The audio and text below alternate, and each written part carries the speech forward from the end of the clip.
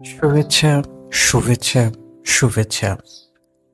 আপনারা শুনছেন মহিউদ্দিন আহমদের বই বেলা অবেলা থেকে ১৯৭২ থেকে ১৯৭৫ বাংলাদেশের অজানা ইতিহাস, শেখ মুজিবের শাসনামল। পর্ব ৯, শেখ মুজিব আওয়ামী লীগ। এখন শুনবেন অষ্টম পর্বের পরের অংশ থেকে। পর্ব ৯। চতুর্থ সংশোধনী করার আগে সরকারের হাতে নির্দিষ্ট কোনো পরিকল্পনা ছিল না। শেখ মুজিব তার কর্মসূচি আরও বিস্তারিতভাবে তুলে ধরার চেষ্টা করেন। তার দ্বিতীয় বিপ্লবের মূল উদ্দেশ্য ছিল দেশের সমাজতান্ত্রিক অর্থনীতি চালু করা। যদিও এই সংশোধনী আনার দিন থেকে তা কার্যকর করার মতো কোনো আইন তৈরি করা হয়নি। শেখ মুজিবের চিন্তাভাবনার প্রতিফলন পাওয়া যায় ১৯৭৫ সালের জানুয়ারি থেকে জুলাই পর্যন্ত দেওয়া তার 4টি বক্তৃতা বিবৃতিতে। এগুলো হলো জাতীয় সংসদে দেয়া বিবৃতি, ২৫ জানুয়ারি ১৯৭৫, সোহরাওয়ার্দী উদ্যানের জনসভায় দেয়া ভাষণ ২৬শে মার্চ ১৯৭৫, বাকশালের কেন্দ্রীয় কমিটির প্রথম সভায় দেয়া ভাষণ ১৯ জুন ১৯৭৫ এবং নবনিযুক্ত গভর্নরদের উদ্দেশ্যে দেয়া ভাষণ ২১ জুলাই ১৯৭৫। ২৬শে মার্চের ভাষণে শেখ মুজিব প্রত্যেক গ্রামে বাধ্যতামূলক সমবায় সমিতি গঠনের কথা বলেন। বিদ্যমান জেলাগুলোকে বিলুপ্ত করে প্রত্যেক মহকুমাকে জেলায় রূপান্তরের ঘোষণা দেন। তিনি থানা পর্যায়ে একজন প্রশাসক নিয়োগের কথাও বলেন। সাধারণ মানুষের ন্যায় বিচার নিশ্চিত করার জন্য তিনি থানা পর্যায়ে আদালত ও ট্রাইব্যুনাল গঠনের ঘোষণা দেন। পরে মওদুদ আহমদকে দেয়া এক সাক্ষাৎকারে শেখ মুজিব বিচার বিভাগের দীর্ঘসূত্রতার সমালোচনা করে বলেছিলেন, তিনি সুপ্রিম কোর্টের বিচারের ক্ষেত্র সংকুচিত করেছেন এবং তা আরও কমিয়ে আনবেন। বিবাদ নিষ্পত্তির জন্য থানা সদরই হবে মূল কেন্দ্র। তিনি আরও বলেছিলেন, প্রতিটি থানাকে আধুনিক শহরে রূপান্তরিত করা হবে এবং সেগুলোই হবে অর্থনৈতিক তৎপরতার প্রাণকেন্দ্র। বাকশালকে পরবর্তীতে নানাভাবে কাটাছেঁড়া করা হয়েছে। প্রশ্ন হলো, এটা কি একটি তাত্ত্বিক ধারণা ছিল নাকি নিতান্ত একটি আপৎকালীন অন্তর্বর্তী রাজনৈতিক প্রশাসনিক ব্যবস্থা হিসেবে চালু করা হয়েছিল? শেখ মুজিব ছিলেন একজন পোড়খাওয়া রাজনীতিবিদ। তৃণমূল থেকে নিজেকে ধীরে ধীরে তৈরি করে শিখরে পৌঁছেছিলেন। না বুঝে না জেনে তিনি পা ফেলবেন, এটা মনে করার সঙ্গত কারণ নেই। তিনি কমিউনিস্ট ছিলেন না। কমিউনিজমের প্রতি তার কোনো অনুরাগ ছিল বলে জানা যায় না। সুতরাং কমিউনিস্ট ধাঁচের একনায়কতন্ত্রের দিকে তার ঝুঁকবার কথা না। তিনি একটি পরীক্ষা নিরীক্ষার ভেতর দিয়ে যেতে চেয়েছিলেন বলেই মনে হয়। তবে সফলতার ব্যাপারে তিনি নিশ্চিত ছিলেন এমনটা বলা যাবে না। ১৯ জুন ১৯৭৫ বাকশালের কেন্দ্রীয় কমিটির প্রথম বৈঠকে দেয়া ভাষণে তিনি বলেছিলেন, আত্মসমালোচনা না করলে আত্মশুদ্ধি করা যায় না। আমরা ভুল করেছি। আমি যদি ভুল করে না শিখি, ভুল করে শিখব না। সেই জন্য আমি ভুল করলে সবাই খারাপ কাজ করবে, তা হতে পারে না। আমি ভুল নিশ্চয় করব। আমি ফেরেশতা নই, শয়তানও নই। আমি মানুষ, আমি ভুল করবই। আমি ভুল করলে আমার মনে থাকতে হবে, আই ক্যান রেকটিফাই মাইসেলফ। আমি যদি রেকটিফাই করতে পারি, সেখানেই আমার বাহাদুরি। আর যদি গো ধরে বসে থাকি যে না, আমি যেটা করেছি সেটাই ভালো, that can not be human being. ফেরেশতা হইনি যে সব কিছু ভালো হবে, হতে পারে, ভালো হতে পারে। ইউ উইল রেকটিফাই ইট। এই সিস্টেম ইন্ট্রোডিউস করে যদি দেখা যায় যে খারাপ হচ্ছে, অল রাইট, রেকটিফাই ইট। কেননা আমার মানুষকে বাঁচাতে হবে। বাকশালের কেন্দ্রীয় কমিটির প্রথম সভায় দেওয়া বঙ্গবন্ধু শেখ মুজিবুরের ভাষণ সংক্রান্ত সংবাদ। ২১ জন রাষ্ট্রপতির আদেশে সব মহকুমাকে জেলা হিসেবে ঘোষণা করা হয়। ওই দিন ঢাকা মেট্রোপলিটন জেলাসহ মোট ৬০টি জেলা গঠনের নির্দেশ দেন রাষ্ট্রপতি। পার্বত্য চট্টগ্রামে আগেই ৩টি জেলা গঠন করা হয়েছিল। ফলে মোট জেলার সংখ্যা হলো ৬৩টি। ১৪টি থানা নিয়ে তৈরি হয় ঢাকা মেট্রোপলিটন জেলা। একদিকে বাকশালে যোগ দেওয়ার প্রতিযোগিতা অব্যাহত থাকে। জাহাঙ্গীরনগর বিশ্ববিদ্যালয়ের উপাচার্য ডক্টর এনামুল হকের নেতৃত্বে বিশ্ববিদ্যালয়ের ৩৪৮ জন কর্মকর্তা ও কর্মচারী ২৫ জুন রাষ্ট্রপতির সঙ্গে দেখা করে বাকশালে যোগ দেন। ২৮ জুন ঢাকা বিশ্ববিদ্যালয়ের সিনেটের সভায় এক প্রস্তাবে বঙ্গবন্ধুর নেতৃত্বে দ্বিতীয় বিপ্লব সফল করার ঘোষণা দেওয়া হয়। সভায় ১০২ জন সদস্যের মধ্যে ৭২ জন উপস্থিত ছিলেন।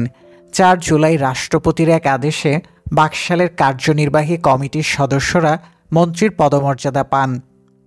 ৭ জুলাই প্রধানমন্ত্রী মনসুর আলীর সঙ্গে দেখা করে ৪৯,০৫১ জন মাদ্রাসা শিক্ষকের পক্ষে মাদ্রাসা শিক্ষক সমিতির বিভিন্ন জেলার শাখার ৫২ জন নেতা বাকশালে যোগ দেওয়ার আবেদন জানান।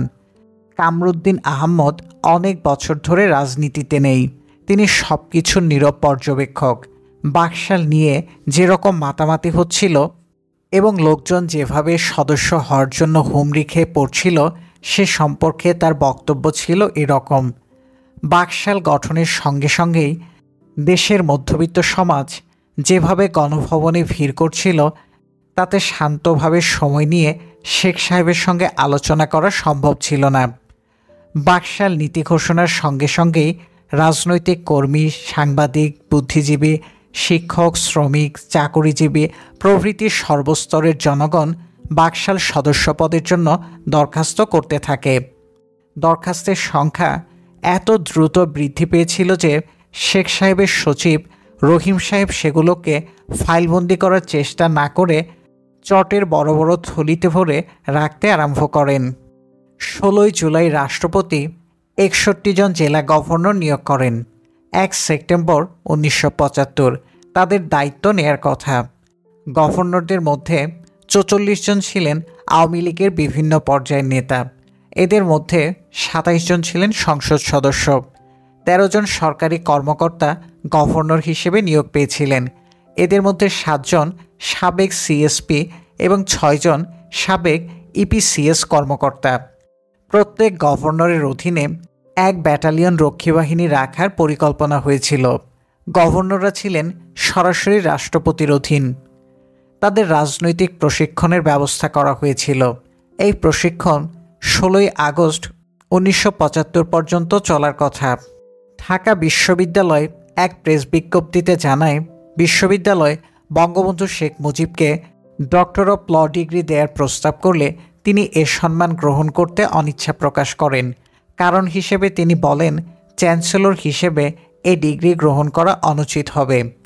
৯ আগস্ট বাংলাদেশ সরকারি কর্মচারী সংযুক্ত পরিষদের ৩,৫০,০০০ সদস্য বাকশালে যোগ দেওয়ার জন্য আবেদন করেন। আবেদনকারীরা ১৫০টি অফিস ও প্রতিষ্ঠানের পক্ষ থেকে নামের তালিকা দেন। বাকশালের একটি ভাষা আর্থসামাজিক কর্মসূচি ছিল। তবে বাকশালের গঠনতন্ত্রে সাংগঠনিক কাঠামোর বিস্তৃত বিবরণ থাকলেও কর্মসূচি বাস্তবায়নের কৌশলটি ছিল অনুপস্থিত। এটি একটি কাগজে ঘোষণাই হয়ে থাকল।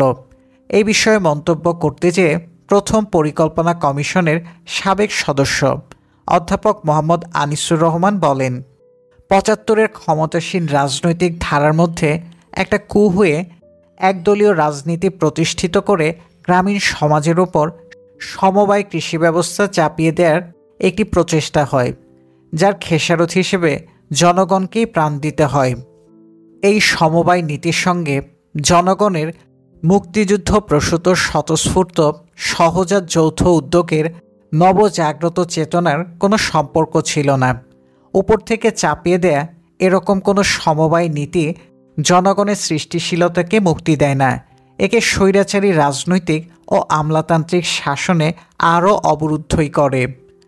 আর গণচেতনা থেকে বিচ্ছিন্ন এরকম কোনো পদক্ষেপের পক্ষে তেমন জনসমর্থনও থাকে না।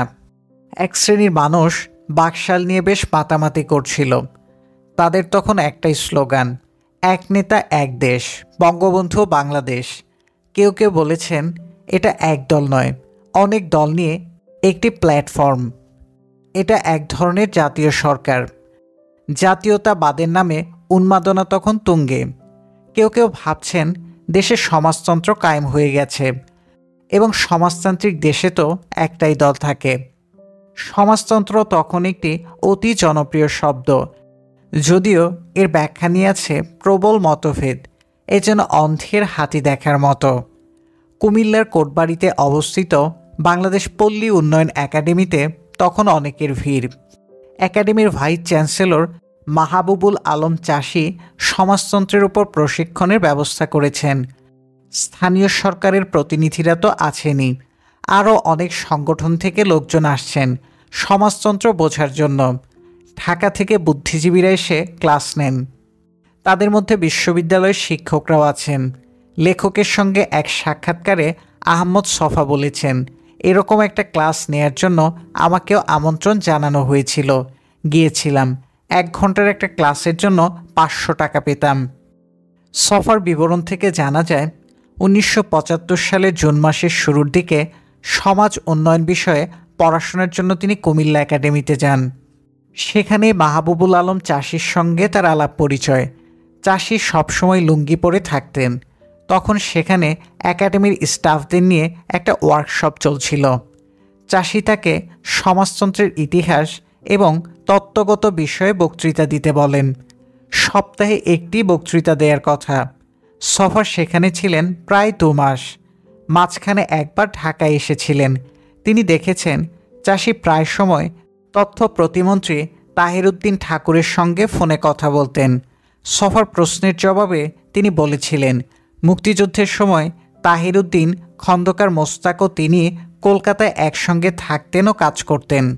জুলাই মাসের শেষের দিকে রাষ্ট্রপতির principal economic secretary doctor Sattar একাডেমিতে এসেছিলেন।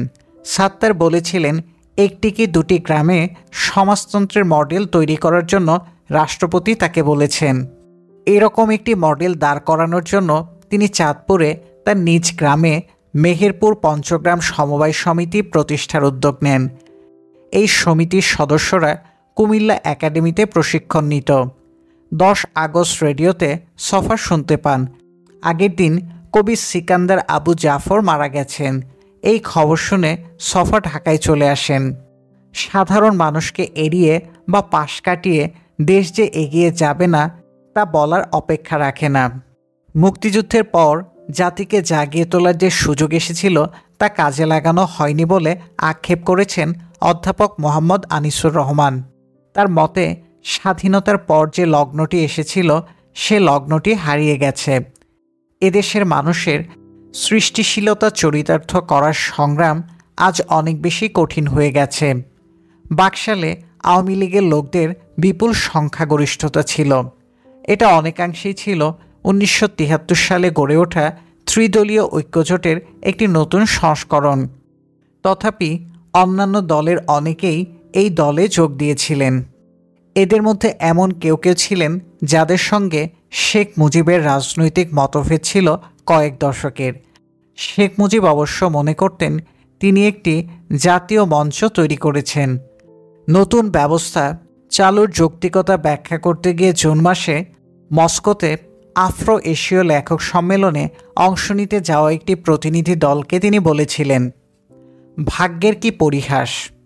আমি সারা জীবন গণতন্ত্রের জন্য লড়াই করেছি এবং জেল খেটেছি অনেকগুলো বছর। আমাকেই কিনা একদল বানাতে হলো।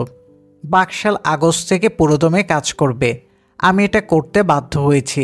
পাকিস্তানপন্থী দলগুলো, জাসদের অস্ত্রধারী লোকেরা, সর্বহারা পার্টি এবং অন্য অনেকে আমাদের দেশের স্বাভাবিক রাজনীতি ও প্রশাসন ধ্বংস করতে উঠে পড়ে লেগেছে।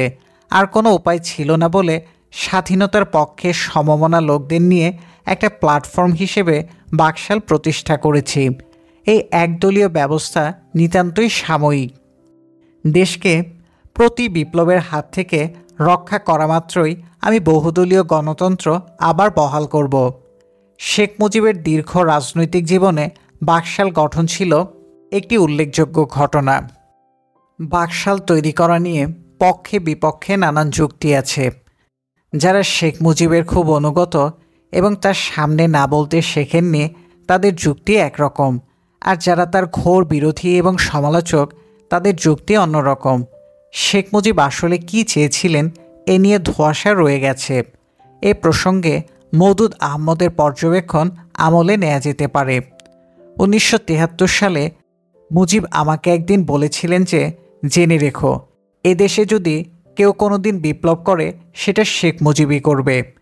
তখনকার পরিপ্রেক্ষিতে বিপ্লব না হোক, সমাজ সংস্কার বা জাতি গঠনের কাজে মুজিব ছাড়া অন্য কারো পক্ষে গণমানুষকে উদ্বুদ্ধ করা বা এদের সমর্থন আদায় করা সম্ভব ছিল না। এটি সত্য, এবং এই ধরনের কোনো পরিকল্পনা একমাত্র মুজিবই গ্রহণ করতে পারতেন। আমার মনে হয় শেখ মুজিব ক্ষমতার জন্য নয়, বরং জাতি গঠন করার একটি স্বপ্ন বা আদর্শে উদ্বুদ্ধ হয়েই দেশে একদলীয় শাসন কায়েম করেছিলেন। তবে সেই সিদ্ধান্ত ছিল ভুল, একটি বিপর্যয়কর, অদূরদর্শী ও অপরিণামদর্শী বিবেচনা। Error of judgement. ক্ষমতায় টিকে থাকার জন্য তিনি বাকশাল সৃষ্টি করেছিলেন, কথাটা বোধহয় ঠিক নয়। দেশে তখন তার কোনো রাজনৈতিক প্রতিদ্বন্দ্বী ছিল না।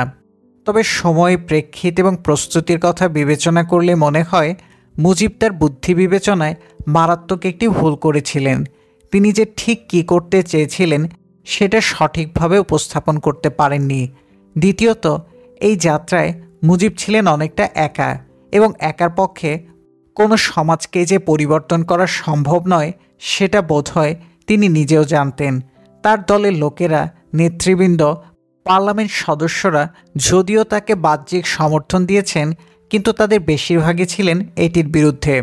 তারা সামনে তার গুণকীর্তন করেছেন আর পেছনে গিয়ে তার সমালোচনা করেছেন। তারপর তিনি যখন তার এতদিনের আওয়ামী লীগকে বিলুপ্ত করে নতুন রাজনৈতিক সংগঠন করার উদ্যোগ নেন, তখন এটিই প্রতীয়মান হয় যে যেহেতু আওয়ামী লীগ ব্যর্থতার পরিচয় দিয়েছে এবং এই দলের মাধ্যমে জনগণের মুক্তি আনা সম্ভব নয়, তাই নতুন শক্তি নিয়ে তিনি আরেকটি রাজনৈতিক সংগঠন করার পরিকল্পনা গ্রহণ করেছেন। এই সংগঠনের নতুন মুখ ও সৎ, চরিত্রবান, নিষ্ঠাবান নতুন কর্মীর আবির্ভাব হবে, এটিই ছিল সকলের প্রত্যাশা। এ ব্যাপারেও দেশকে একটি নতুন দিগদর্শনের ভিত্তিতে গড়ে তোলার মুজিবের সদিচ্ছার প্রতিফলন ঘটেনি। আওয়ামী লীগের পরিবেশ, আবহাওয়া এবং বেষ্টনী থেকে মুজিব শেষ পর্যন্ত বেরিয়ে আসতে পারেননি। অর্থাৎ কাগজে কলমে মুজিব আওয়ামী লীগকে বিলুপ্ত করলেও আওয়ামী লীগ থেকে নিজেকে মুক্ত করতে পারেননি। যুদ্ধোত্তরকালে দেশে একটি নতুন সমাজ ব্যবস্থা দেওয়ার মতো উপযোগী নেতৃত্ব বা সংগঠন আওয়ামী লীগের ছিল না, বা বাকশালেরও হয়নি, এবং এই সীমাবদ্ধতাটিই ছিল বাংলাদেশের জন্য একটি বিরাট ট্র্যাজেডি। ন্যাপ, মোজাফফর ও সিপিবি বাকশালে একীভূত হয়েছিল। যেহেতু আওয়ামী লীগের সঙ্গে তাদের ঐক্য সমঝোতার নীতি ছিল, এর ধারাবাহিকতায় সিপিবি ন্যাপ বাকশালে যোগ দেয়। এ নিয়ে সিপিবিতে মতভেদ ছিল। বাকশালে যোগ দেওয়ার পক্ষে সবাই একমত ছিলেন না, তবে একটা আপোস রফা হয়েছিল। যেহেতু অনিশ্চয়তা আছে, সিপিবি একীভূত হলেও নিজস্ব একটি কাঠামো অব্যাহত রাখবে। বাস্তবে এটা হয়নি। ঘটনার আকস্মিকতায় সব এলোমেলো হয়ে যায়। মতিউর রহমানের ভাষ্যমতে স্বাধীনতার আগে ও পরের অভিজ্ঞতা এবং 3 বছরে আওয়ামী শাসন উৎসাহজনক ছিল না। আওয়ামী লীগ অনেক ক্ষেত্রেই ব্যর্থ হয়েছিল। আওয়ামী লীগের সঙ্গে ঐক্য সংগ্রামের নীতি গ্রহণ করে সিপিবি ভালো ফল পায়নি। আওয়ামী লীগ একলা চলার নীতি গ্রহণ করেছিল। বিপদে পড়লে তারা ঐক্য আর সমঝোতার কথা বলতো। আমরা যোগ দিয়ে পরিস্থিতি বদলাতে পারিনি, তারা একলাই চলেছে। যখন প্রয়োজন তখন ন্যাপ আর সিপিবিকে ব্যবহারের চেষ্টা করেছে। আমরা অনেক ক্ষেত্রে না বুঝে ব্যবহৃত হয়েছি। এখন মনে হয় তখন আমাদের গভীর রাজনৈতিক বিশ্লেষণ বা জানা বোঝার ক্ষমতা ছিল না। লেখককে দেয়া সাক্ষাৎকারে মতিউর রহমান আরও বলেন, আমি বাকশালে যোগ দিয়ে জাতীয় যুবলীগের কেন্দ্রীয় কমিটির সদস্য হয়েছিলাম। সিপিবির কোঠা থেকে একজনকেই নেয়ার কথা। সিপিবি নুরুল ইসলাম নাহিদকে দিয়েছিল। তোফায়েল আহমেদের ব্যক্তিগত পছন্দ ও আগ্রহে আমি কমিটিতে গিয়েছিলাম। আমাদের অনেকের মধ্যেই মিশ্র অনুভূতি ছিল। পরবর্তীতে আমার বিশ্লেষণে মনে হয়েছে একদল করা ভুল হয়েছিল। 1979 সালের পার্টি কনফারেন্সের আগে আমি কেন্দ্রীয় কমিটিতে একটা প্রস্তাব আনি যে বাকশাল করা ভুল হয়েছিল। আমার প্রস্তাবের পক্ষে আমি ছাড়া মাত্র একজনের শ্রমিক নেতা শহীদুল্লাহর ভোট পেয়েছিলাম, বাকি সবাই বলেছিলেন ভুল হয়নি। এখানে আওয়ামী লীগের সঙ্গে একটা মিল আছে। আজ পর্যন্ত আওয়ামী লীগও বাকশাল সম্পর্কে পূর্ণ মূল্যায়ন করেনি বা ভুল হয়েছে বলে মনে করে না। সিপিবির অবস্থানও একই রকম। এত পরিবর্তনের পরও সিপিবি কিন্তু বলে নাই যে একদল করার এই ব্যাপারটা ইতিহাসের একটা ভুল পদক্ষেপ ছিল। রাজনীতির ঘনায়মান সংকট এবং উথালপাতাল দিনগুলো খুব কাছ থেকে দেখেছেন ভারতের উপ হাইকমিশনার জেন দীক্ষিত। তার মতে, সংবিধানে আমূল পরিবর্তন আনার ফলে শেখ মুজিবের সঙ্গে জনগণের যোগাযোগের প্রাতিষ্ঠানিক ব্যবস্থাটি অবলুপ্ত হয় এবং শেখ মুজিব সব সমালোচনার লক্ষ্যে পরিণত হন। ৭৪ জুনে ভুট্টোর ঢাকা সফরের পর থেকেই শেখ মুজিবের জনপ্রিয়তায় ধস নামে। ৭৪ ডিসেম্বর থেকে ভারতের পররাষ্ট্র মন্ত্রণালয়ে পাঠানো মূল্যায়ন প্রতিবেদনগুলোতে দীক্ষিত পূর্বাভাস দিয়েছিলেন যে বাংলাদেশের রাজনীতির মঞ্চ থেকে হারিয়ে যাওয়ার ভিত মুজিব নিজেই তৈরি করেছেন। আমি কোনো সহিংস পরিণতির কথা ভাবিনি। তার ভাগ্নে শেখ মনিসহ তার কয়েকজন ঘনিষ্ঠ রাজনৈতিক সহকর্মীর সঙ্গে আলাপ করে আমি পরিষ্কার একটা ধারণা পাই যে শেখ মুজিব তার বিরোধী শক্তিগুলোকে মোকাবেলা করতে পারবেন না এবং তিনি ক্ষমতাচ্যুত হবেন। ৫০-এর দশকে এদেশে সংসদীয় গণতন্ত্র বারবার হোঁচট খেয়েছিল। একদিকে পাকিস্তানের কেন্দ্রীয় সরকারের হস্তক্ষেপ এবং অন্যদিকে রাজনৈতিক দলগুলোর মধ্যে ক্ষমতার ভাগ বাটোয়ারা নিয়ে কোন্দলের ফলে স্থিতিশীলতার নাগাল পাওয়া যায়নি। ১৯৭৩ সালের নির্বাচনের পর দেশে কার্যত একদলীয় গণতন্ত্র চালু হলো। গণতন্ত্রের মোড়কটা থাকলো, কিন্তু জাতীয় সংসদে বিরোধী দল না থাকায় সংসদ কার্যকর হলো না। ১৯৭৩ সালের সাধারণ নির্বাচনে আওয়ামী লীগের বাইরে বিরোধী দলের মাত্র ২ জন এবং স্বতন্ত্র ৩ জন নির্বাচিত হয়েছিলেন। পরে উপনির্বাচনে বিরোধী দলের আরও ২ জন নির্বাচিত হয়েছিলেন। তাদের অবস্থান ছিল সাগরে বুদবুদের মতো। সংসদে এবং সরকারে এই একদলীয় আধিপত্য অন্য ধরনের সংকট তৈরি করেছিল। একদলীয় সংসদীয় গণতন্ত্র থেকে একদলীয় রাষ্ট্রপতির শাসিত ব্যবস্থা চালু হয়েছিল। এই অবস্থার একটি আত্মসমালোচনামূলক বর্ণনা দিয়েছেন আওয়ামী লীগের জ্যেষ্ঠ নেতা এবং শেখ মুজিবের দীর্ঘদিনের রাজনৈতিক সহকর্মী মিজানুর রহমান চৌধুরী। স্বাধীনতা যুদ্ধে জয়ের জন্য রণকৌশল ও অস্ত্রশক্তি এবং তার যথাযথ প্রয়োগ অপরিহার্য, কিন্তু যুদ্ধে সফল হওয়ার পর দেশ পরিচালনার জন্য আরও বেশি ত্যাগ, কৌশল এবং জনগণকে সংগঠিত করা যুদ্ধের চেয়েও দুরূহ ব্যাপার। অপ্রিয় হলেও একথা সত্য যে আমরা যারা দেশ পরিচালনা করেছি এবং যেসব আমলা ও কর্মকর্তা এ কাজে নিয়োজিত ছিলেন, তাদের ইমাজিনেশন এবং ইনিশিয়েটিভ এই দুইটিরই প্রচণ্ড অভাব ছিল। বঙ্গবন্ধুর চারদিকে আমরা যারা বেষ্টন করেছিলাম এবং যাদের বুঝ পরামর্শে তিনি দেশ পরিচালনা করতেন, তারা সবাই তাকে সঠিক পরামর্শ দেয়নি। এ সময় আমরা দেখেছি যারা বহুদলীয় গণতন্ত্রে বিশ্বাসী, গণতন্ত্র প্রতিষ্ঠার জন্য জীবনপণ করতে প্রস্তুত, এ ধরনের অনেককেই বঙ্গবন্ধুর সঙ্গে দেখা হলে বা নিজ প্রচেষ্টায় দেখা করে বাকশাল প্রবর্তনের জন্য তার ভূয়সী প্রশংসা করছেন। সব মানুষই নিজের প্রশংসা শুনতে ভালোবাসে, কিন্তু এটা যে প্রশংসাকারীকে চাটুকারে পরিণত করে তাই নয়। প্রশংসিত ব্যক্তির যে কী সর্বনাশ করা হলো তা তিনি উপলব্ধি করতে পারেন না। প্রশংসা শুনতে শুনতে তিনি ভুলেই যান যে তার কোনো দোষ বা ত্রুটি থাকা সম্ভব। এই ভুলে যাওয়ার কারণে সে ব্যক্তির মধ্যে অহং বা দম্ভ বা আত্মগরিমা, অর্থাৎ ফরাসি ভাষায় হাম দিগার ন্যাস্ট, অর্থাৎ আমি সবার চেয়ে বড় বা আমার চেয়ে বড় কেউ নেই, এই মনোভাব বদ্ধমূল হয়ে এক পর্যায়ে তাকে স্বৈরাচারী করে তোলে। নিজের অজান্তেই তিনি নিজের সৃষ্ট একটা বলয়ের মধ্যে একাকী হয়ে যান। কথা ভুলে যান যে চাটুকার কেবল তার আপন স্বার্থেরই বন্ধু। 15ই আগস্ট সকালে ঢাকা বিশ্ববিদ্যালয়ের এক বিশেষ অনুষ্ঠানে প্রধান অতিথি হিসেবে রাষ্ট্রপতি শেখ মুজিবের আসার কথা ছিল। বিশ্ববিদ্যালয়ের শিক্ষকদের আওয়ামী লীগ বিরোধী অংশটি চায়নি শেখ মুজিব ঢাকা বিশ্ববিদ্যালয়ে আসুন, কিংবা তিনি যদি আসেনও তার মুখোমুখি যেন না হতে হয়। এ উপলক্ষে ছাত্র শিক্ষক কেন্দ্রে একটা সমাবেশের আয়োজন করা হয়েছিল। পরিকল্পনা ছিল উপাচার্য অধ্যাপক আব্দুল মতিন চৌধুরী এবং সব অনুষদের ডিন ও সিনিয়র অধ্যাপকরা অতিথিকে স্বাগত জানাবেন। সিনিয়রদের মধ্যে ছিলেন বাংলা বিভাগের শিক্ষক ও কলা অনুষদের সাবেক ডিন অধ্যাপক আহমদ শরীফ। তিনি ছিলেন ঘোরতর মুজিব বিরোধী।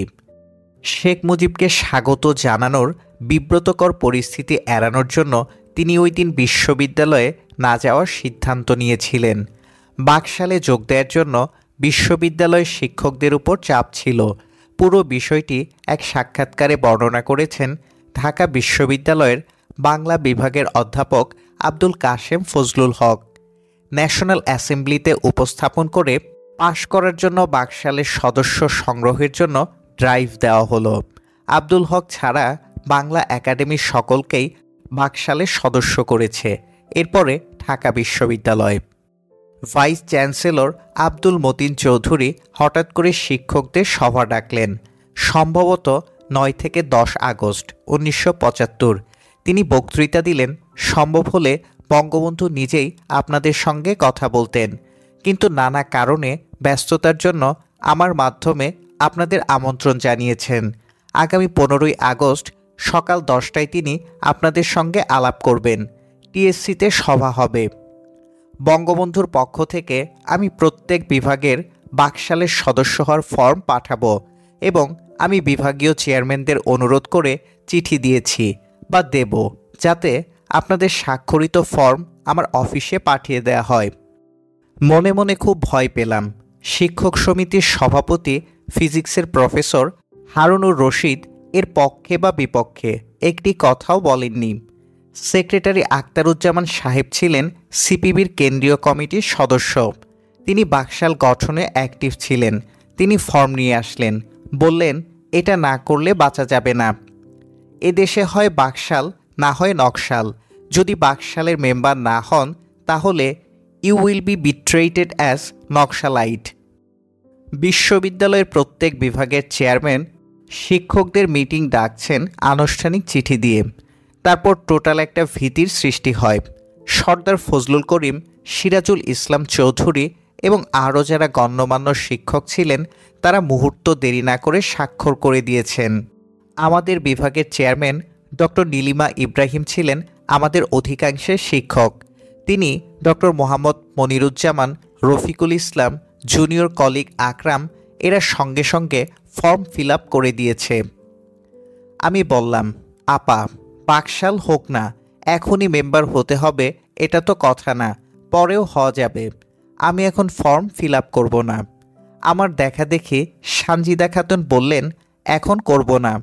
মনসুর মুসা, আহমদ কবির, ওয়াকিল আহমদ এই কয়েকজনও বললেন, আমরা এখন বাকশালের সদস্য হব না। আহমদ শরীফ সাহেব তখন বিশ্ববিদ্যালয়ে আসতেন না। ক্লাস থাকলে কোনো দিক দিয়ে এসে ক্লাসটা নিয়ে চলে যেতেন, এখানে বসতেন না। আমরা তার বাসায় গিয়ে আলাপ করেছি। তিনি বলেছেন, তোমরা সদস্য হতে চাও, তোমাদের ইচ্ছা, তবে আমি কোনোভাবেই বাকশালের সদস্য হব না। এটা জাতির জীবনে চরম অমঙ্গল ডেকে আনছে। 14ই আগস্ট আমি ইউনিভার্সিটিতে আসি নাই। এর মধ্যে আমাদের যারা কলিগ ছিল তারা সিদ্ধান্ত নিয়েছে যে বাকশালের ফর্ম স্বাক্ষর করবে। এই সিদ্ধান্ত নেয়ার পর এরা আমার কাছে ছাত্র পাঠিয়েছে। আমি বললাম, আমি ইউনিভার্সিটিতে যাব না, বাকশালের ফর্মও সই করব না। কেউ যদি মারতে চায় বাসায় এসে মেরে যেতে হবে। আমি তো কোনো অন্যায় কাজ করি নাই। ততক্ষণে ওরা ডিপার্টমেন্ট থেকে ফর্ম জোগাড় করে ফিল আপ করে ভিসির অফিসে গিয়ে রেজিস্টারে নাম লিখে দিয়ে এসেছে। শেষ পর্যন্ত আমরা 3 জন রইলাম বাকশালের সদস্য না হয়ে, আহমদ শরীফ, সানজিদা খাতুন আর আমি। এছাড়া ইসলামিক হিস্ট্রি ডিপার্টমেন্টের মমতাজুর রহমান তরফদার, জিওলজি ডিপার্টমেন্টের আব্দুল লতিফ, ইতিহাস বিভাগের আহমেদ কামাল, মুনতাসির মামুন তখন নতুন জয়েন করেছে, তারা স্বাক্ষর করেননি। অধ্যাপক মুনতাসির মামুনের ভাষ্যমতে ইতিহাস বিভাগের শিক্ষক আলবাব আখন্দ এবং অর্থনীতি বিভাগের শিক্ষক স্বপন আদনানও বাকশালে যোগদানের আবেদনপত্রে স্বাক্ষর করেননি। বাংলাদেশের রাজনীতিতে দুটো সমান্তরাল ধারা বয়ে যাচ্ছিল।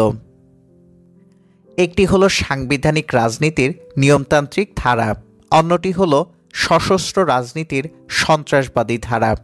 প্রথম ধারাটি ছিল গণতান্ত্রিক রাজনীতির সমার্থক, দ্বিতীয় ধারাটিকে এদেশে বিপ্লবী রাজনীতি হিসেবে প্রচার করা হতো।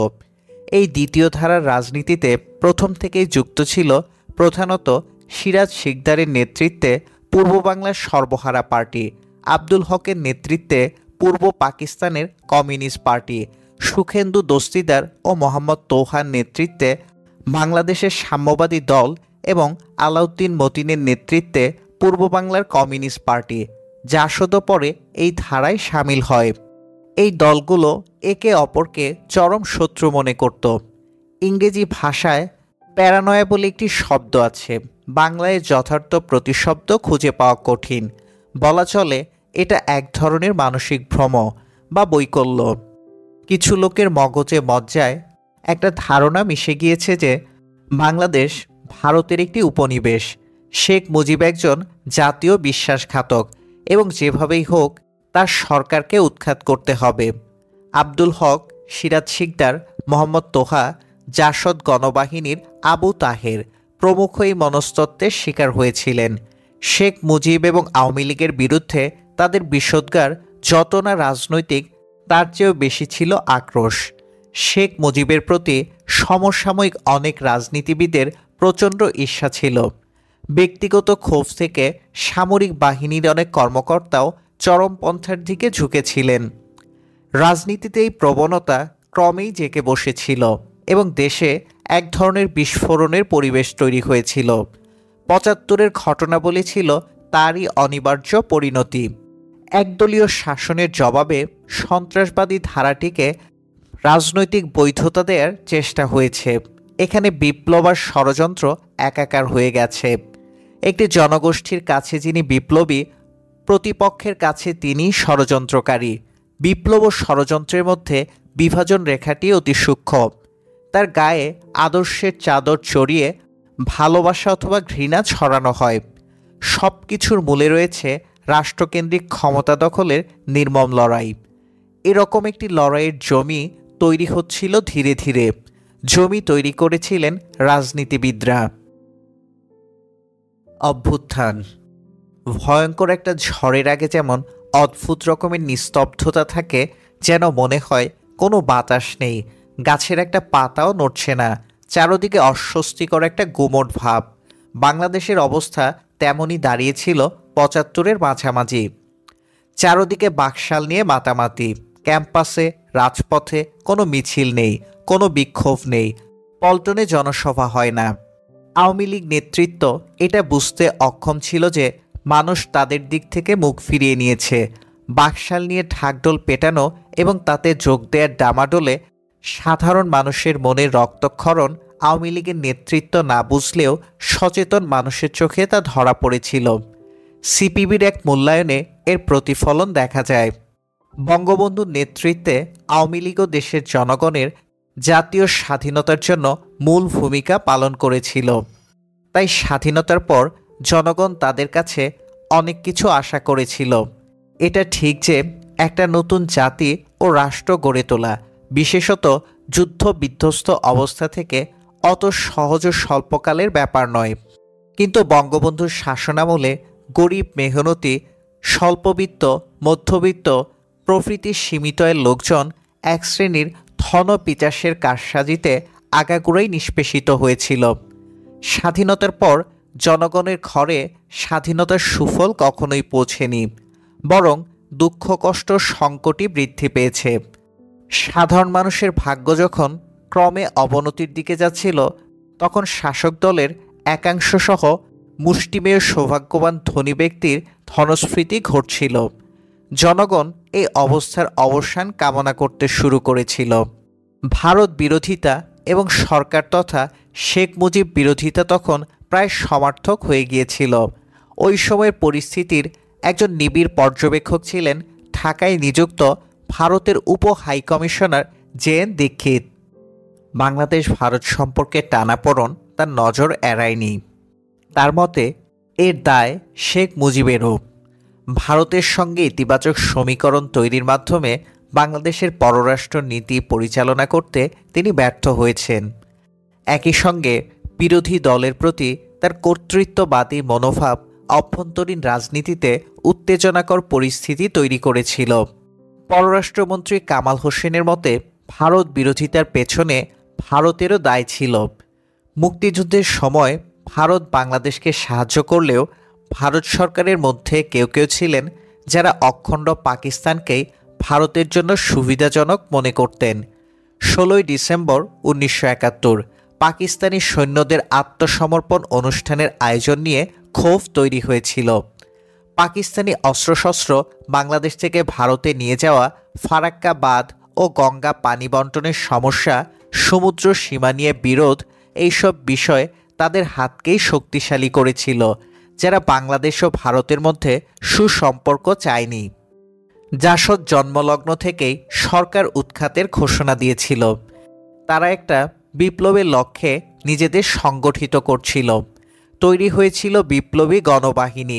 এর পাশাপাশি চলছিল সামরিক বাহিনীর মধ্যে সর্বহারা শ্রেণীর মুক্তির আদর্শে উদ্বুদ্ধ কর্মী সৃষ্টির প্রক্রিয়া। এই প্রক্রিয়ার এক পর্যায়ে সামরিক বাহিনীর মধ্যে গড়ে তোলা হয় বিপ্লবী সৈনিক সংস্থা। এই সংগঠন দেশের সকল সেনানিবাসে ও ছাউনিগুলিতে অত্যন্ত সংগোপনে এবং দক্ষতার সঙ্গে কাজ করে যেতে থাকে। 1975 সালের মার্চ মাসের এক সন্ধ্যায় হাজারীবাগ পানির ট্যাঙ্কের কাছে বাড্ডানগরে গনি সাহেবের বাড়ির দোতলায় ঢাকা নগর গণবাহিনীর একটা সভা হচ্ছে। ওই বাড়ির ছেলে ফকম ইকবাল ছিলেন জাসদের স্থানীয় কর্মী। সভায় হঠাৎ এসে উপস্থিত হলেন সিরাজুল আলম খান। 74-এর ডিসেম্বরে দেশে জরুরি অবস্থা জারি হলে তিনি কলকাতায় চলে গিয়েছিলেন। তার চিরপরিচিত দাড়িগোঁফ উধাও, এক হাতে শিখদের মতো স্টেইনলেস স্টিলের বালা। গণবাহিনীর অস্ত্রের মজুত নিয়ে কথাবার্তা হলো। তিনি আশ্বস্ত করলেন অস্ত্র কোনো সমস্যা নয়, প্রয়োজনে চীন থেকে অস্ত্র আনা হবে। এরপর তিনি আবার কলকাতায় চলে যান। কাজী আরেফ আহমদ পরে বলেছিলেন, ইন্ডিয়ার অর্ডিন্যান্স ফ্যাক্টরিতে অস্ত্রের অর্ডার দেওয়া হয়েছিল সিল সাপোর্ট ছাড়া। গণবাহিনীর আঞ্চলিক কমান্ডাররা সীমান্তের ধারের কাছের জেলাগুলোতে বসে থাকলেন। শুধু গণবাহিনীর field commander lieutenant colonel Abu Taher ও ডেপুটি কমান্ডার হাসানুল হক ইনু রয়ে গেলেন ঢাকায়। নভেম্বরের দিকে অভ্যুত্থানের পরিকল্পনা ছিল। গণবাহিনীর মুখ্য উদ্দেশ্য ছিল দুটো: শেখ মুজিবকে ক্রমাগত চাপে রাখা এবং অন্য কোনো বামপন্থী গ্রুপ যেন সুযোগ না নিতে পারে তার খেয়াল রাখা। 26শে মার্চ 1975 ঢাকার সোহরাওয়ার্দী উদ্যানে জনসভার আয়োজন করা হয়েছিল। সেখানে শেখ মুজিবের ভাষণ দেওয়ার কথা। গণবাহিনীর ঢাকা নগর শাখায় সিদ্ধান্ত হলো শেখ মুজিবের সভা পণ্ডু করতে হবে। ডানদুদের কৌটো ব্যবহার করে 70টা বোম বানানোর আয়োজন করা হলো। পরিকল্পনা ছিল পান, বিড়ি, সিগারেট, ঝালমুড়ি, আইসক্রিম বিক্রেতা এই ধরনের ফেরিওয়ালাদের দিয়ে মাঠের বিভিন্ন জায়গায় বোমগুলো ফাটানো হবে। জনসভা যেদিন হবে তার 4-5 দিন আগে ঢাকা নগর গণবাহিনীর পলিটিক্যাল কমিশনার রফিকুল ইসলাম জানালেন, দলের উচ্চতর ফোরাম থেকে এই পরিকল্পনা স্থগিত রাখার নির্দেশ এসেছে। বলা হলো, সশস্ত্র গণ অভ্যুত্থানের পরিকল্পনা নেওয়া হয়েছে। শেখ মুজিবের বিরুদ্ধে যে ষড়যন্ত্র হচ্ছে এর সম্পর্কে একটি তথ্য দিয়েছেন তার সহকারী প্রেস সচিব মাহবুব তালুকদার। একটি সরকারি গোয়েন্দা সংস্থায় কাজ করতেন তার এক দূরসম্পর্কের আত্মীয়। অজ্ঞাত কারণে তিনি তার আসল নামটি উল্লেখ করেননি। তার কাজের মধ্যে ছিল হোটেল ইন্টারকন্টিনেন্টালে বিদেশিদের গতিবিধির ওপর নজর রাখা এবং মাঝে মধ্যে তাদের টেলিফোন ট্যাপ করে সন্দেহজনক কোনো তথ্য পেলে কর্তৃপক্ষের কাছে পাঠানো। সে একদিন উত্তেজিত হয়ে বলল, বঙ্গবন্ধুকে সরানোর গভীর ষড়যন্ত্র হচ্ছে, কয়েকদিনের মধ্যেই খারাপ কিছু একটা ঘটবে। তালুকদার তার বন্ধু রফিকুল আনোয়ারকে বিষয়টা জানালেন। তারা দুজন গেলেন শেখ ফজলুল হক মনির কাছে। মনি তালুকদারের বন্ধু এবং মুক্তিযুদ্ধের সময় কলকাতায় তারা কিছুদিন একসঙ্গে ছিলেন। মনির সঙ্গে তাদের কথাবার্তা ছিল এরকম। ঘটনা অনুপূর্বিক বর্ণনা করলাম। মনি শুনে বলল, অ্যাবসার্ড। লোকটা মনে মনে একটা ঘটনা তৈরি করেছে। তবু বঙ্গবন্ধুকে ঘটনাটা বলে রাখা প্রয়োজন।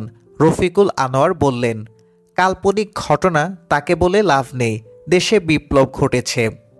বাকশাল নিয়ে আমরা খুবই ব্যস্ত। এ সময় আজগুবি খবর বলে বঙ্গবন্ধুকে বিড়ম্বিত করা ঠিক না। আগত্যা মনির অফিস থেকে ফিরে এলাম। আমাদের উভয়ের মনই ভরাক্রান্ত। রফিকুল আনোয়ার বললেন, বঙ্গবন্ধুকে তুমি সরাসরি কথাটা বলতে পারো। তার নিরাপত্তার ব্যাপারে তুমি চিন্তা করো, জানলে খুশি হবেন। কাউকে আর কিছুই বলার প্রয়োজন নেই। অভিমান ভরে বললাম, এই সমস্ত আজগুবি খবর নিয়ে আমাদেরও মাথা ব্যথার কোনো কারণ নেই। এর মধ্যে মহা ধুমধামে ঢাকা বিশ্ববিদ্যালয়ের শেষ বর্ষের ছাত্রীরা পালন করলেন র্যাগ ডে। জুন মাসের একটা দিন বিশ্ববিদ্যালয় চত্বর নাচে গানে হইহল্লায় উৎসবে রঙিন হয়ে উঠল। রাষ্ট্রপতির ছেলে শেখ কামাল ছিলেন কেন্দ্রীয় র্যাগ ডে উদযাপন কমিটির আহ্বায়ক। তার নিপুণ নির্দেশনায় কোনো খুঁত ছিল না। সবাই মিলে তাকে তকমা দিলেন র্যাগ মার্শাল। বিকেলে কলাভবন চত্বরের বটতলায় মঞ্চ সাজিয়ে আন্তঃহল সাংস্কৃতিক অনুষ্ঠানের প্রতিযোগিতা হলো। চ্যাম্পিয়ন হলো মহসিন হল। সন্ধ্যায় সবাই মিলে ছাত্র শিক্ষক কেন্দ্রের সবুজ চত্বরে বসে প্রজেক্টরে ছবি দেখলেন।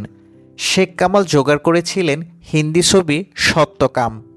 অনেক রাত পর্যন্ত আনন্দে মেতে থাকলেন সবাই। মনেই হলো না দেশে কোনো সমস্যা আছে। আগস্টের প্রথম সপ্তাহে ঢাকা বিশ্ববিদ্যালয়ে এমএ শেষ বর্ষের পরীক্ষা শুরু হলো। ছাত্র শিক্ষক সবাই ব্যস্ত। চ্যান্সেলর শেখ মুজিবুর রহমান 15ই আগস্ট সকালে একটি বিশেষ অনুষ্ঠানে ঢাকা বিশ্ববিদ্যালয়ে আসবেন। সর্বত্র ঘষামাজা চলছে। একটা প্রচার ছিল যে বিশ্ববিদ্যালয়ের শিক্ষকরা শেখ মুজিবের উপস্থিতিতে মহা সমারোহে বাকশালে যোগ দেবেন। চ্যান্সেলর শেখ মুজিবের আগমন ঠেকানোর জন্য ছক কষেছিলেন প্রাণ রসায়ন বিভাগের লেকচারার আনোয়ার হোসেন। তিনি ছিলেন জাসদের সামরিক সংগঠন বিপ্লবী গণবাহিনীর ঢাকা নগরের কমান্ডার। তার আরেকটি পরিচয় হল তিনি গণবাহিনীর কমান্ডার লেফটেন্যান্ট কর্নেল আবু তাহেরের ছোট ভাই।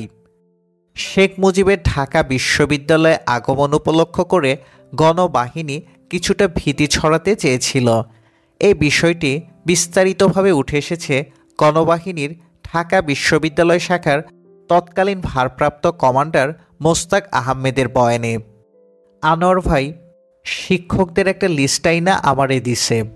তারপর আমি বাংলা বাজার যাইয়া এনভেলাপ কিনলাম। ওনার ভাই বাহার কোথা থেকে একটা সাইকো স্টাইল মেশিন আনলো, ওখানেই কপি করা হয়। আপিলটা বাকশালে জয়েন না করার জন্য। কারো সই ছিল না। প্রত্যেক ডিপার্টমেন্টের শিক্ষকদের জন্য চিঠিগুলো আলাদা করছি। আমরা একই সময়ে সব ডিপার্টমেন্টে দিয়ে আসছি। এইটা 15ই আগস্টের 2 দিন আগে। 15 আগস্ট টিচাররা সবাই বাকশালে জয়েন করবে এমন একটা কথা ছিল। এটা যেন না করে। ফকিরাপুলের একটা ঢালাই কারখানায় বোমার খোল বানানো হইতো। আনোয়ার ভাই আমার একবার নিয়ে গেছিল। একটা ছালার ব্যাগে ভইরা মোটর সাইকেলের পেছনে কইরা নিয়ে গেল। মিরপুরে পাঠাইয়া দিল। হয়তো আরও ডেলিভারি হইছে। নিয়াত নিখিল বানানো হইছে। বাংলাদেশ প্রকৌশল বিশ্ববিদ্যালয়ের লেকচারার নিখিলচন্দ্র সাহা 74-এর 26 নভেম্বর জাসদের হরতাল উপলক্ষে বোমা বানাতে গিয়ে দুর্ঘটনাজনিত বিস্ফোরণে নিহত হয়েছিলেন। তার স্মরণে গণবাহিনী তাদের তৈরি বোমার নাম রেখেছিল নিখিল। 14ই আগস্ট ইউনিভার্সিটিতে হাই এক্সপ্লোসিভ ফাটানো হইল। এইটা বাকশালে জয়েন না করতে থ্রেট আর কি। সায়েন্স বিল্ডিং, অ্যানেক্স বিল্ডিং, কলাভবন, ভিসির অফিসের সামনে 4টা টাইম বোমা ফাটানো হইল। ভিসির অফিসের সামনে আর কলাভবনের দায়িত্বে ছিল বাহার। আগের দিন আলাপ হইছে, আমি এলিফেন্ট রোডের বাসা থেকে ডেলিভারি নিব। সকালে যাইয়া আমরা 2টা ডেলিভারি নিলাম। সায়েন্স বিল্ডিং আর এনএক্সের দায়িত্বে আমি ছিলাম। SM হলের আশরাফ ভাই আর আহসান ভাই এই 2জন গেছে এনএক্স বিল্ডিংয়ে বোমা ফাটাইতে। কার্জন হলের সামনেরটা করছে নূর মোহাম্মদ। আনোয়ার ভাই সকালে আমারে বলল যে তোমারে টাইম দিছি 1টা-1:30, ওই সময় দোয়েল চত্বরের দিকে দাঁড়াবা। হবে কি হবে না এইটা জানাবো, ওই হিসাবে আমি এদেরকে সকালে জিনিস দিয়ে দিছি। আমি একদম টাইমলি ওই জায়গায় আসছি। এমন বৃষ্টি, তখন রক্ষী বাহিনী ভরা জায়গাটা। আনোয়ার ভাই বাংলা একাডেমির দিক থেকে আইসা রিক্সাটা থামাইল। এই পাশে আইসা আমারে গ্রিন সিগন্যাল দিল, তারপর ওই দিকে চইলা গেল। আমি ওখান থেকে জিমনেশিয়ামের দিকে গেলাম। আমি গ্যালারিতে বসা, 2টা আওয়াজ শুনলাম। আমি এদেরকে মিলিত হওয়ার জায়গা দিলাম। মেডিকেল কলেজের ক্যান্টিন, দেখলাম আশরাফ ভাই, কোনো ক্ষয়ক্ষতি নাই। আমাকে রিপোর্ট করলো, কেউ ধরা পড়ে নাই। তারপর ওইখান থেকে যে যার মতো চইলা গেলাম। আমি রাতে মুহসিন হলে ছিলাম। ঢাকা সেনানিবাসে লেখা হচ্ছিল নাটকের নতুন স্ক্রিপ্ট। পরিচালক সাজোয়া বাহিনী বেঙ্গল লায়ন্সের ভারপ্রাপ্ত অধিনায়ক মেজর দেয়ান ইশরাতুল্লাহ, সৈয়দ ফারুক রহমান ও তার প্রধান সহযোগী 2nd ফিল্ড আর্টিলারির অধিনায়ক মেজর খন্দকার আব্দুর রশিদ। ফারুক 74 সালেই মন স্থির করেছিলেন মুজিব মাস্ট গো, মুজিবকে সরতেই হবে। ফারুক রশিদ একা ছিলেন না। সরকার ও রাজনীতি সম্পর্কে সামরিক বাহিনীর মধ্যে তৈরি হয়েছিল নেতিবাচক মনস্তত্ত্ব। এই মনস্তত্ত্বের একটি গুরুত্বপূর্ণ প্রতিফলন পাওয়া যায় সেনাবাহিনী থেকে ইচ্ছার বিরুদ্ধে অবসরে যাওয়া লেফটেন্যান্ট কর্নেল আবু তাহেরের মধ্যে। তার ভাষ্য অনুযায়ী 75-এর 15ই আগস্ট পর্যন্ত আওয়ামী লীগের ভূমিকা সবারই জানা। কিভাবে একটার পর একটা গণতান্ত্রিক প্রতিষ্ঠান ধ্বংস করা হয়েছিল, কিভাবে জনগণের গণতান্ত্রিক অধিকার নিষ্ঠুরভাবে দমন করা হয়েছিল। আমাদের লালিত সব আকাঙ্ক্ষা, স্বপ্ন ও মূল্যবোধ একের পর এক ধ্বংস করা হয়েছিল। গণতন্ত্রকে অত্যন্ত নোংরাভাবে কবর দেওয়া হয়েছিল। জনগণকে পায়ের নিচে পিষে জাতির উপর চাপিয়ে দেওয়া হয়েছিল ফ্যাসিস্ট এক নায়কতন্ত্র। শেখ মুজিব জনগণের নেতা ছিলেন। অস্বীকার করার অর্থ হবে সত্যকে অস্বীকার করা। চূড়ান্ত বিশ্লেষণে তার ভাগ্য নির্ধারণের ভার জনগণের উপরই বর্তায়। জনগণের উচিত হবে জেগে ওঠা এবং প্রতারণার দায়ে মুজিবকে উৎখাত করা। আমার দৃঢ় বিশ্বাস, যে জনগণ মুজিবকে নেতা বানিয়েছে তারাই একদিন স্বৈরাচারী মুজিবকে ধ্বংস করবে। জনগণ কাউকে ষড়যন্ত্র করার অধিকার দেয়নি। মার্চের মাঝামাঝি চট্টগ্রামের হাটহাজারীতে একটা সামরিক মহড়ায় অংশ নিতে গিয়ে গোলাসহ 6টি ট্যাঙ্ক নিয়ে মেজর ফারুক রহমানের যাওয়ার কথা ছিল। একদিন মাঝরাতে তিনি মেজর নাসির উদ্দিনের ঘরে এসে হাজির। নাসির সাজোয়া বাহিনীর অফিসার ছিলেন এবং মুক্তিযুদ্ধের পর পরিত্যক্ত পাকিস্তানি কয়েকটা ট্যাঙ্ক আর 400 সৈন্য নিয়ে বেঙ্গল লায়ন্সের গোড়াপত্তন করেছিলেন। 73 সালের শেষ দিকে পাকিস্তান থেকে বাঙালি সেনা সদস্যরা ফিরে এলে ট্যাঙ্ক ইউনিটটি আরও বড় হয় এবং ফারুকের দায়িত্ব পান। ফারুক নাসিরকে বললেন, আমি সিদ্ধান্ত নিয়েছি, ট্যাঙ্ক ট্রেনে তুলব না। আমি আজ রাতেই অভ্যুত্থান ঘটাতে যাচ্ছি। তুমি যদি রাজি থাকো তবে আসো, এখনই পরিকল্পনা সেরে ফেলি। নাসির ফোন করে chief of general staff CGS brigadier Khaled মোশাররফের ঘুম ভাঙালেন। খালেদ ফারুকের সঙ্গে 5 মিনিট কথা বললেন। তারপর নাসির ফোনের রিসিভারটা নিয়ে খালেদের নির্দেশ শুনলেন। He is crazy, he is a mental patient, now listen to me carefully. Go to the rail station, be with him, make sure tanks are loaded. If you see anything otherwise let me know. I will send military police to sort him out. Nasir সারা রাত ফারুকের সঙ্গে Kamalapur rail স্টেশনে থাকলেন। Train ছাড়ল সকাল 10টায়। বাসায় ফিরে এসে তিনি খালেদকে জানালেন ট্যাঙ্কসহ ট্রেন রওনা হয়ে গেছে। নাসিরের বিবরণ থেকে বোঝা যায় ফারুক অনেক দিন থেকেই অভ্যুত্থানের পরিকল্পনা করছিলেন। তার সহকর্মীদের কেউ কেউ এটা জানতেন, সিজিএস খালেদ তো অবশ্যই জানতেন। অদৃষ্টবাদী ফারুক 2 এপ্রিল 1975 চট্টগ্রামের হালি শহরের বিহারি কলোনিতে আব্দুল আজিজের সঙ্গে দেখা করে তার আশীর্বাদ চান। জন্মান্ধ এই ফকির আন্ধা হাফিজ নামে পরিচিত।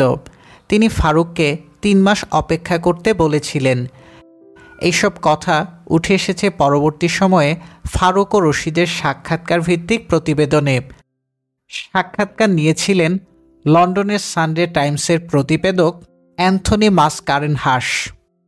14 আগস্ট 1975 বৃহস্পতিবার রাষ্ট্রপতি শেখ মুজিবুর রহমান পরদিন ঢাকা বিশ্ববিদ্যালয়ে একটা পূর্ব নির্ধারিত অনুষ্ঠানে যাবেন।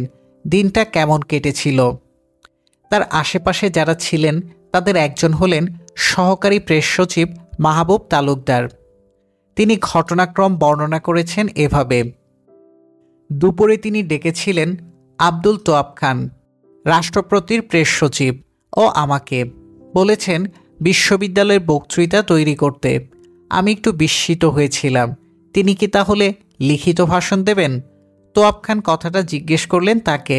তিনি বললেন, লেখা বক্তৃতা নয়, মুখেই বলবো, তবে হাতের কাছে লিখিত সমস্ত ডাটা ও ইনফরমেশন থাকতে হবে। বিকেলবেলা শিক্ষা সচিব মোকাম্মেল হক আসবেন গণভবনে। তার কাছ থেকে সব তথ্য সংগ্রহ করে একটা খসড়া তৈরি করার নির্দেশ দিলেন প্রেস সচিব। আমি নির্ধারিত সময়ে শিক্ষা সচিবের জন্য অপেক্ষা করছি। তিনি যথাসময়ে আসছেন না দেখে আমার উদ্বেগ বাড়ল। তথ্যাদি না পেলে বক্তৃতাই বা তৈরি করব কেমন করে? ইতিমধ্যে এলো দুঃসংবাদ। রামগতিতে ভারতীয় বিমান বাহিনীর একটি হেলিকপ্টার ভেঙে পড়েছে। নিহত হয়েছেন কয়েকজন ভারতীয় সৈনিক। বিষয়টি নিয়ে ভারতীয় দূতাবাসের সঙ্গে আমাদের কিছুটা মতদ্বৈধতা দেখা দিয়েছে। ভারপ্রাপ্ত রাষ্ট্রদূত বলছেন, সংবাদটা পত্রিকায় প্রকাশিত হওয়া ঠিক হবে না।